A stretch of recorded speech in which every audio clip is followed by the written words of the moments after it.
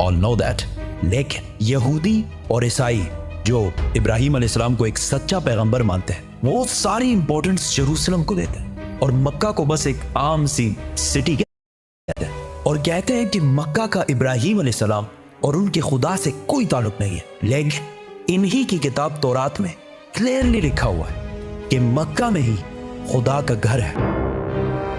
आज से 80 साल पहले वर्ल्ड वॉर 2 में हिटलर ने जब नेदरलैंड्स को फतह किया, तो आज जितने भी यहूदी थे उन सारों को एक लाइन में खड़ा किया और आहिस्ता आहिस्ता इन सारों को एक कमरे में ले जाया गया, जिधर गैस से इन सारों को आसानी से कत्ल कर दिया जाता। उधर खड़े सारे यहूदी अपनी मौत का इंतजार कर रहे थे और इन सब की जबान पर तौरात का एक ही कलमा था, साम 84। ये साम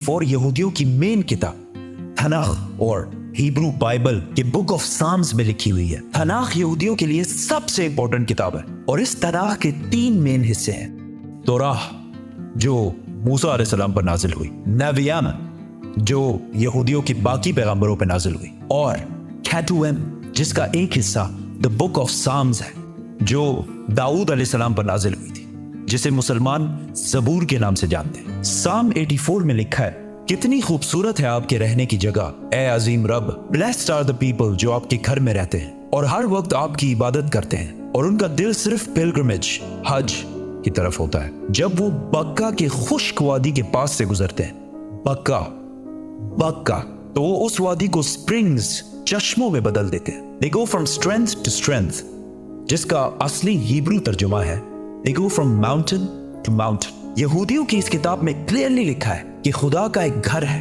बक्का की खुश्क वादी में है और उसके पास चश्मा भी है और वहां लोग पहाड़ से पहाड़ की तरफ जाते हैं। ये क्लियरली काबा की बात हो रही है जो मक्का में है, जिसके पास जमजम का कुआं है, और लोग सफा के पहाड़ से मरवा की तरफ जाते हैं। लेकिन यहां तो लिखा है कि अल्लाह का घर बक्का में है। इसका मक्का से क्या ताल्लुक है? ताल्लुक है कुरान की सूरह आले इमरान में अल्लाह फरमाते हैं कि कह दीजिए कि अल्लाह ने जो कहा है सच कहा है और पैरवी करो इब्राहिम की जो बिल्कुल अपराइट थे और मुशरिक नहीं थे। यकीनन पहला घर जो लोगों के लिए बनाया गया अल्लाह की इबादत के लिए, वही है जो बक्का में है, बरकत वाला और हिदायत का सेंटर है सारे जहानों के लिए। तो ऐ किताब वालों, तुम क्यों अल्लाह की आयतों से इनकार करते हो?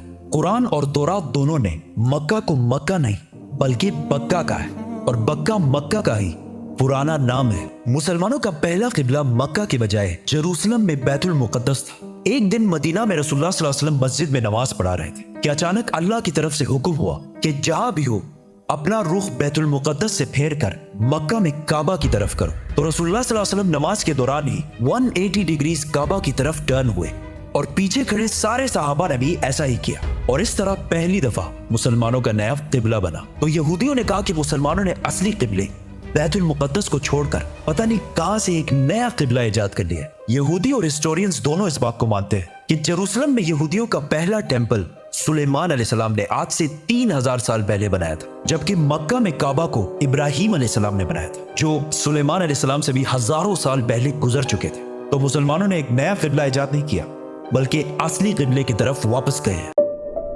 यहूदी मजहब में इब्राहिम अलैहिस्सलाम ने इस्माइल अलैहिस्सलाम और उनकी माँ हाजर को पारान के डेजर्ट में छोड़ा था, जिसको आज बहुत सारे हिस्टोरियंस हिजाज का इलाका समझते हैं, और इसी हिजाज में मक्का भी वाक़ है।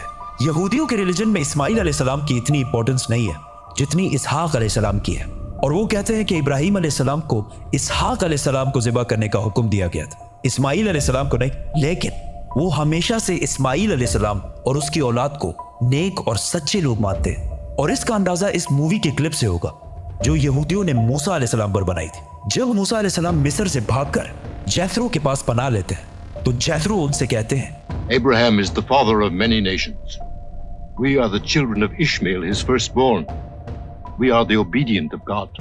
काबा को बनाने के बाद मक्का का पहला नाम बक्का था और यहाँ ज्यादातर इस्माइल अलैहिस्सलाम की औलाद आबाद थी। जैसे जैसे वक्त गुजरता गया आहिस्ता आहिस्ता बहुत सारे और ट्राइब्स भी मक्का में रहने लगे और यहाँ का नाम बक्का से मक्का में बदल गया। और ऐसा हिस्ट्री में बार बार हुआ है, जैसे बॉम्बे और मुंबई। आहिस्ता आहिस्ता लोग असली रिलीजन को छोड़कर बुतों की इबादत करने लगे और काबा को भी अजीब अजीब बुतों से भर दिया। रसूलुल्लाह सल्लल्लाहु अलैहि वसल्लम की उम्र जब 35 साल थी तो एक दिन बारिशों की वजह से काबा की छत अचानक गिर गई। तो मक्का के लोगों ने काबा को दोबारा बनाने का इरादा किया, लेकिन सिर्फ हलाल पैसों से। जैसे ही वो काबा की टूटी दीवार बनाने लगे तो एक दीवार पर कुछ अजीब सा लिखा हुआ था। उन्होंने ये पढ़ने की कोशिश की, लेकिन ये अरबी में नहीं, किसी और जबान में लिखा हुआ था। आखिर एक यहूदी ने आके इनको बताया कि यहूदियों की जबान अरामीक है और इस पर लिखा है I am Allah the Lord of बक्का, और ये मैंने तब बनाया था जब मैंने आसमान और जमीन और चांद और सूरज को बनाया था, और ये तब तक कायम रहेगा जब तक इसके 2 पहाड़ कायम है।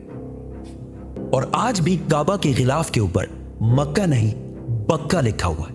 काबा जब दोबारा मक्का वालों ने बनाना शुरू किया तो सारे कबीलों की आपस में लड़ाई शुरू हो गई, कौन सा कबीला हजर अस्वद को उसकी असली जगह पर लगाएगा। तो आखिर कुरैश के सबसे बड़ी उम्र वाले शख्स ने कहा कि जो भी नेक्स्ट काबा के दरवाजे से एंटर होगा वही डिसाइड करेगा। एंड अचानक रसूलुल्लाह सल्लल्लाहु अलैहि वसल्लम काबा में दाखिल हुए, और वो पैगंबर नहीं थे इस टाइम। तो सब ने कहा कि हमें मंजूर है, क्योंकि मोहम्मद सबसे ज्यादा सादिक और अमीन है।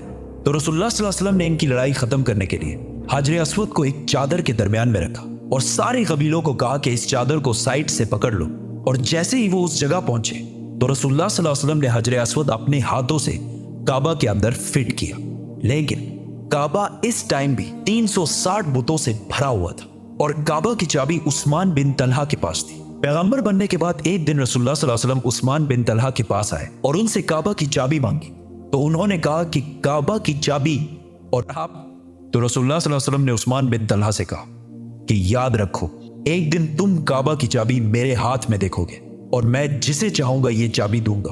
तो उस्मान बिन तलहा ने कहा कि अच्छा, तो वो कुरैश के लिए सबसे बदतरीन दिन होगा।